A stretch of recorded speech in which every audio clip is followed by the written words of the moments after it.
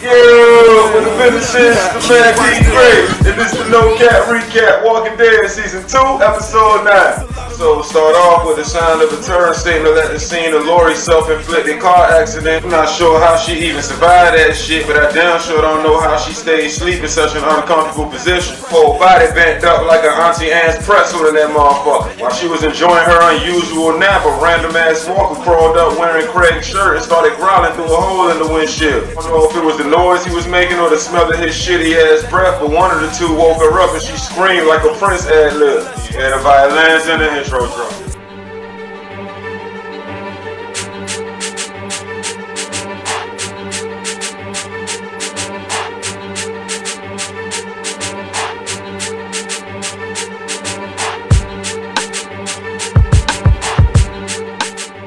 Intro, you hear a couple gunshots let off in the bar of that Red Dead Redemption ass town. Rick, Glenn, and Herschel still inside, just reanalyzing and reflecting on the 2-for-1 body Rick just caught in that motherfucker. On their way out the door, they hear a car pull up, so they immediately duck and take cover. Turns out Dave and Tony had a few more travel companions, but them motherfuckers arrived on the scene just a tad bit too late. See they shadowy silhouettes moving around in the window like that fake ass party off Home Alone, but they heard a noise cross the street and decided to go check that out first. So Rick and them safe for now.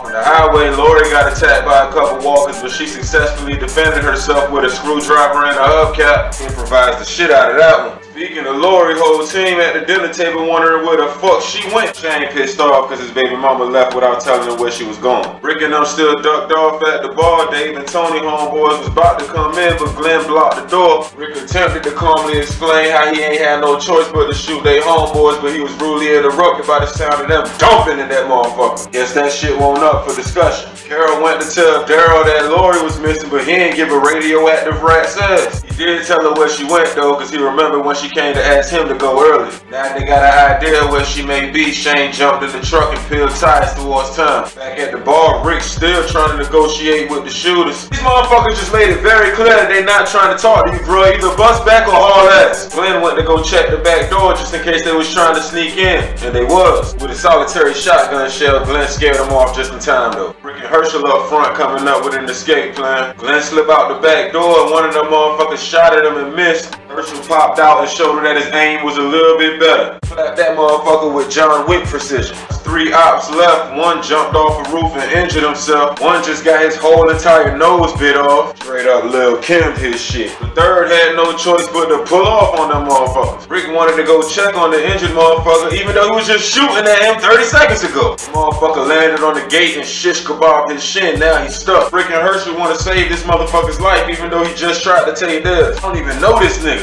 They were setting up to surgically remove his shit right then and there, but ended up surrounded by walkers, so Rick had to yank his leg off the gate. Shit looked severely painful. I'm sure he would have rather died. Shane pulled up on Lori and used his flashlight to give her an unnecessary ass eye exam. How the fuck did this nigga become an optometrist anyway? Told her Rick and them made it back to the farm safe and sound. He was lying his ass off, but he knew that's the only way she'll come back. Carol won't stop bothering Daryl, so he cussed her ass the fuck out. He told her she won't shit as a mother and that she should have kept a closer eye on Sophia. They both started tearing up a little bit. A little tough love moment. Lori and Shane pulled back up, and of course she found out that he was lying about Rick and them being back. In the middle of justifying his lie, Shane slipped up and mentioned the pregnancy. Now everybody know Lori's secret. This motherfucker just lied dead to her face and then dry snitched on her in a matter of minutes. So of course Lori mad as a menstruating math teacher. Shane asked the rest of the team to get the fuck out the living room so he could apologize to Lori in private. She told him Rick already knew about their secret affair and he got mad than a motherfucker. He said he'll be a better father than Rick, he a better protector than Rick, and that him and Lori should have been together years ago before the world even ended.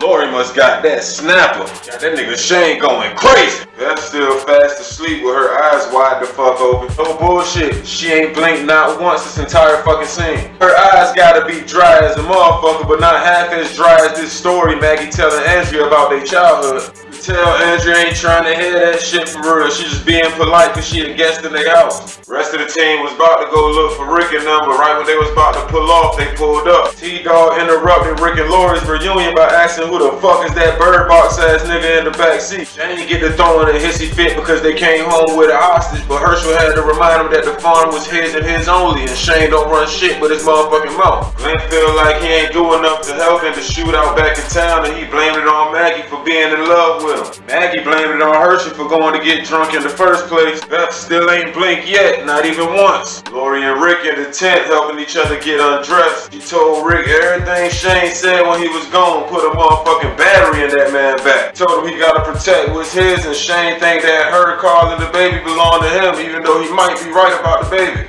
Showed Rick angrily plotting on how to handle the Shane situation. Then it went off.